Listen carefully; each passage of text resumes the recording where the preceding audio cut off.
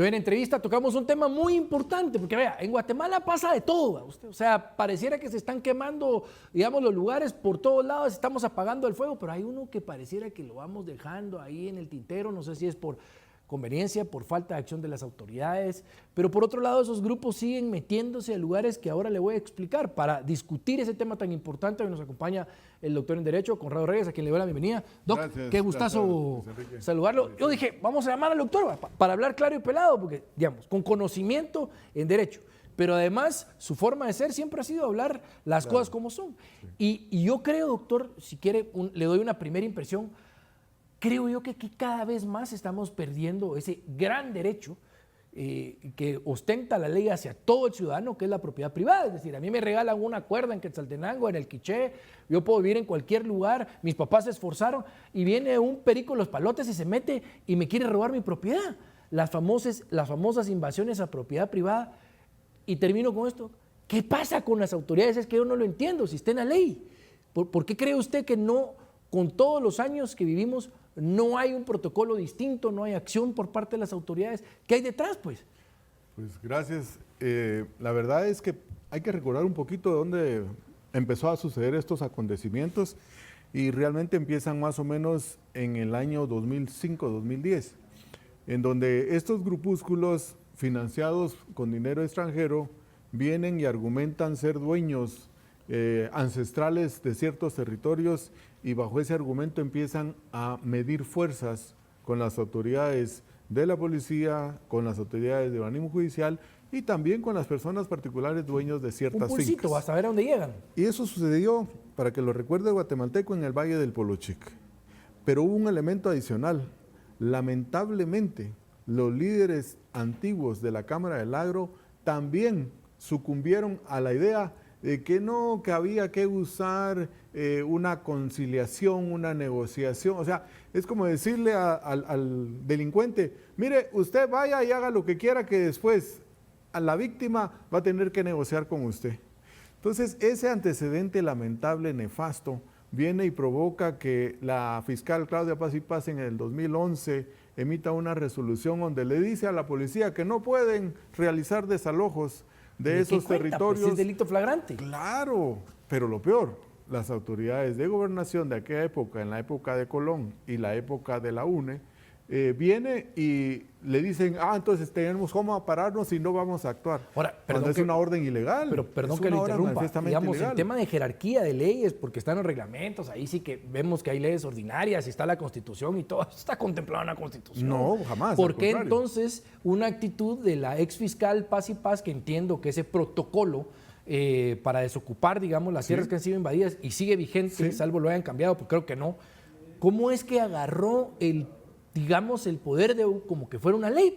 Porque han pasado ya 11 años desde aquella época y lamentablemente las autoridades del Ministerio de Gobernación, de la Procuraduría General de la Nación y algunos jueces, pues se conformaron porque entonces estaban ellos, según ellos, respaldados por una acción y una decisión administrativa e ilegal, como bien usted lo dice. La Constitución garantiza y protege que todos los habitantes se conserve y vele por el derecho de propiedad privada. Dejemos que una cuerda, media cuerda, un lotecito, alguien lo pueda heredar, pero ¿cuánta gente en este país hemos tenido que trabajar desde abajo para hacer lo mínimo? Una vivienda digna, una vivienda mínima. ¿Cuánta gente en este país ha esforzado más de una generación para poder tener un terrenito? Esto está pasando gravemente ahora porque esta semana, como ustedes lo saben, invaden un área pública de la playa del Pacífico. O sea, y a la playa que es pública. Y lo invade una organización con reconocimiento del Estado y además con actividad política partidista. Entonces, esto es impresionante. Y las autoridades no actúan. Aquí es la primera prueba de fuego al nuevo Procurador General de la Nación, a la Fiscal General, al Ministro de Gobernación y, ¿por qué no decirlo?, al sector privado organizado, que también debiera de velar y exigirle a las autoridades que cumplan con su deber. Y doctor, ya no es un tema de señalar, digamos, quién está a cargo de la autoridad. Es que en la ley está clara. O sea, es delito flagrante. Yo incluso me acuerdo que delito flagrante permitía que hasta un propio ciudadano pueda capturar en lo que llegan las autoridades. No digamos para la policía, si ve que hay un delito flagrante, puede capturar a la persona. Es decir, si yo estoy viendo que se están metiendo a la tierra de una persona que no es, pues puedo llegar a capturarle a la policía y hacer las capturas. Pero aquí pasan los años, se roban madera preciosa, secuestran a los jueces o vienen y le pegan a la población, matan a los chuchos, matan a los guardianes, agarran grandes extensiones de terreno y lo más curioso, cuando supuestamente se va a hacer una de las tantas acciones del Ministerio de Gobernación cuando dice vamos a desocupar ahí, tienen armas, tienen AK-47, le disparan a los policías y mandan a los policías con pistolitas con balas de hule. Nadie está diciendo que sea una masacre, pero es decir, ¿cómo puedo yo el día de mañana tolerar o tratar de defender que invadieron si ya cometieron el delito? Ahora resulta que protegemos más. No, cuídenlos para que los saquemos bien, pero si ya cometió el delito. Entonces yo creo que no es un tema de que ejerzan el liderazgo, es ¿por qué no cumplen la ley? Y sobre esto tengo una pregunta.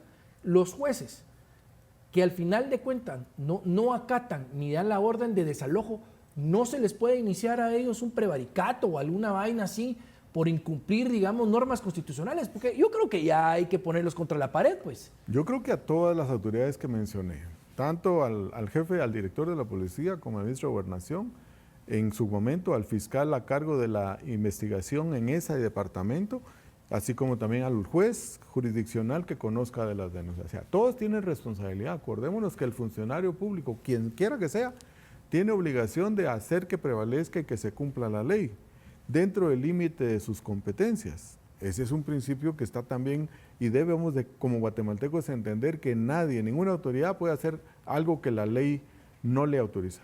Pero están obligados a hacer todo lo que la ley les obliga a hacer. Y en este caso, todos debieran de ser denunciados y procesados.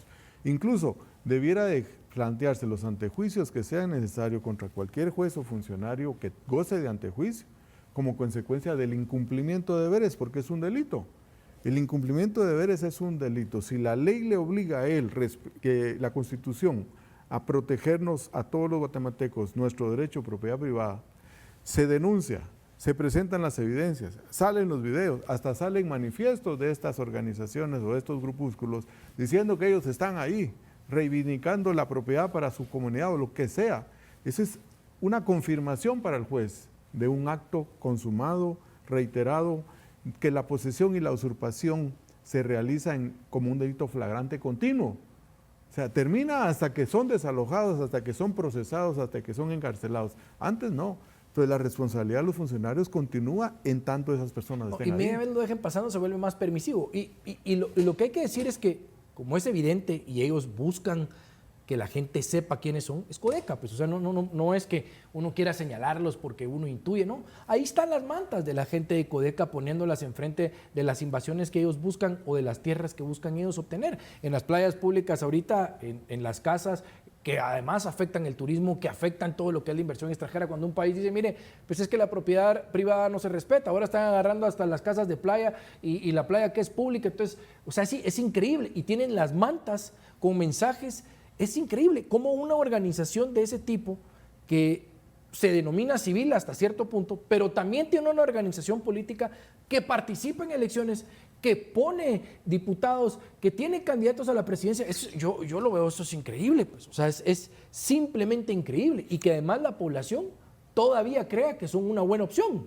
Por eso le decía yo que ahí es la Procuraduría General de la Nación la que debe actuar ante el Tribunal Supremo Electoral para presentar las evidencias de los actos ilegales de estas organizaciones, porque son fuera del ámbito, y que proceda a solicitar la cancelación.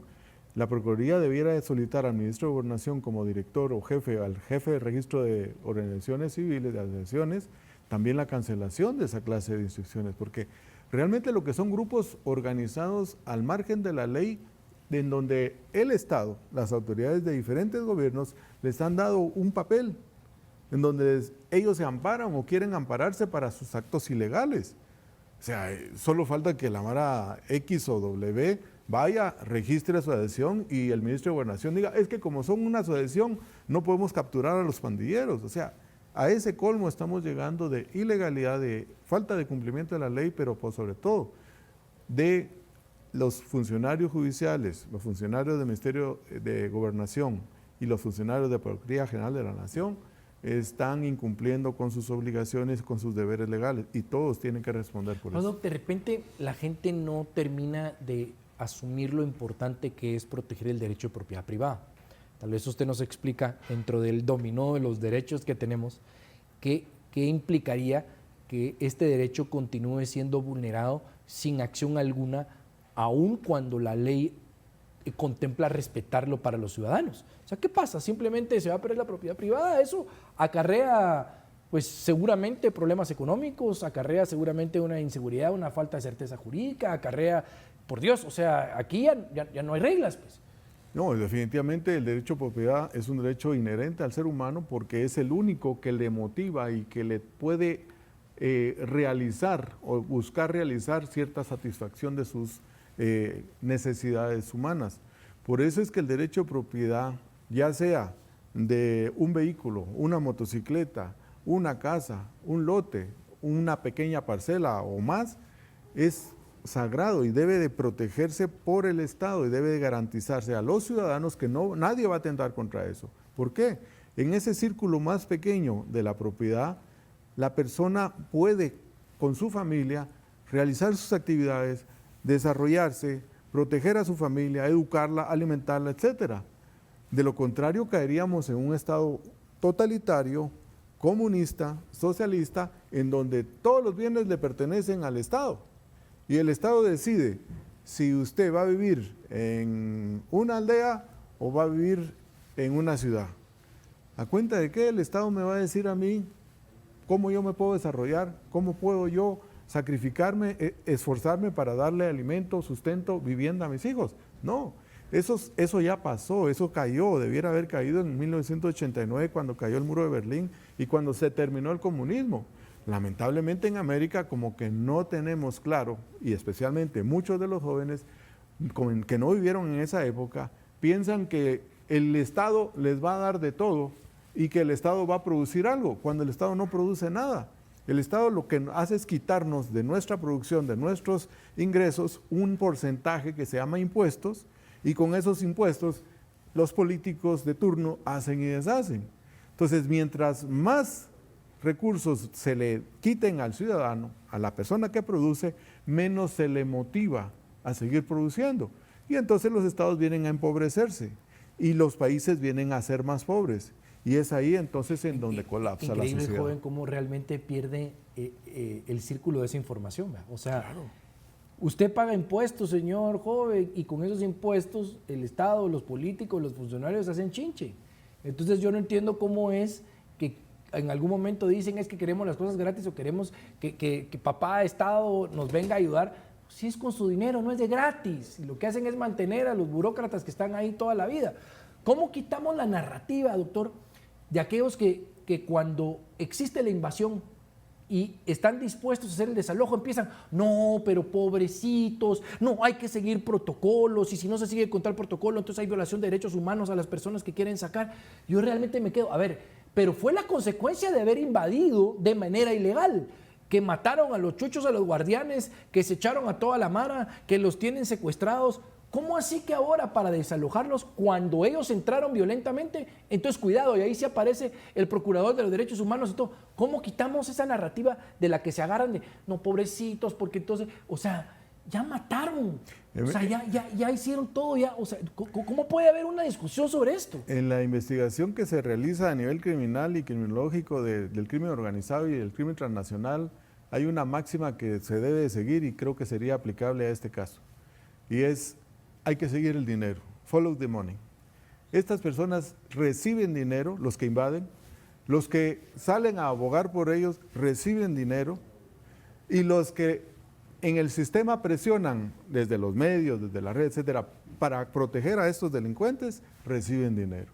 Upa. Bastaría con que se revisara de dónde provienen los fondos de cada uno de esos niveles de corrupción y de delincuencia organizada, y se acaba el problema. Y se acaba el problema. Identificamos claramente quiénes los impulsan, quiénes los defensan, quiénes los defienden, quiénes los influenciaron para que lo hicieran, quiénes los mantienen, quiénes los protegen. Pero ¿por qué no lo hacen? Pues ¿cuál es el problema? ¿Cuál es el miedo? ¿O hay demasiado cuco ahí? Yo siento que lamentablemente algunos saldrían manchados, algunos intereses económicos también saldrían ahí a darse a conocer y por eso pues, precisamente podrían no querer hacer o utilizar una regla, un principio lógico, básico, fundamental de la investigación. Termino con una última pregunta, doctor. Se vienen las elecciones y estos temas probablemente van a entrar en discusión o no van a entrar en discusión, pero sí vamos a tener candidatos populistas que probablemente van a empezar con ideas estúpidas y tontas porque vemos lo que está pasando en la región cercana, que es que ahora la tierra aquí, que la tierra allá, que le cambian de nombre aquí, que la propiedad privada así, pero no que esto es la democratización de la propiedad privada. Todas esas casacas que tiran para decir que quitarle a unos para darle a otros es válido y que la expropiación es válida, lo que hacen es simplemente ahí sin matizar sus palabras. ¿Qué podemos decirle al ciudadano, incluso al joven, que no sea tonto, pues, que no se deje llevar, que esto es simplemente una pintura que no trae una realidad detrás? Lo principal es que el joven guatemalteco se informe con sus seres queridos que vivieron y lucharon por lo que ahora tienen, por darles educación, por darles un poco de salida, un techo mínimo, y que vean lo que a ellos les ha costado, que nada ha sido gratis, y en esta vida no hay pan gratis, como dice el refrán. Entonces, en estos tiempos menos, los jóvenes van a pensar que alguien del cielo va a venir y les va a regalar las cosas, no, ese que le llaman el Estado, o el grupo de control del Estado jamás les va a regalar nada, siempre los va a explotar y los va a explotar más porque les va a dar una tarjeta con una ración de alimentos, con una ración de bebidas y realmente el ejemplo lo tenemos en Venezuela, lo tenemos en Cuba, lo tenemos en Corea del Norte. Entonces es fácil que los jóvenes hoy en internet se metan a ver cómo vive la gente en Cuba. A ver, ¿cuántos jóvenes al día de hoy viven en Cuba? Casi no. ¿Por qué? Porque los jóvenes de los 60 y de los 70 decidieron ya no tener hijos para no vivir sus hijos y sus nietos en la opresión y en la miseria que vive ese pueblo. Entonces, son cosas en donde el joven puede fácilmente darse a conocer y entender que ese camino es el peor camino para ellos y para sus hijos. Eso es cierto, doctor. Le quiero agradecer. Hay que ser consistentes. Gracias. Y coherentes, y a los jóvenes pedirles por lo menos que sean disciplinados para contrastar las ideas que en algún momento pueden sonar como moda, pero de que esto de la propiedad privada pone en riesgo el crecimiento económico del país y sobre todo las adquisiciones que usted pudo haber tenido con el esfuerzo de sus padres, es un hecho. Contémplelo y me quedo con algo, follow the money, con eso le vamos a pegar, hombre, ustedes tranquilos, pero háganlo.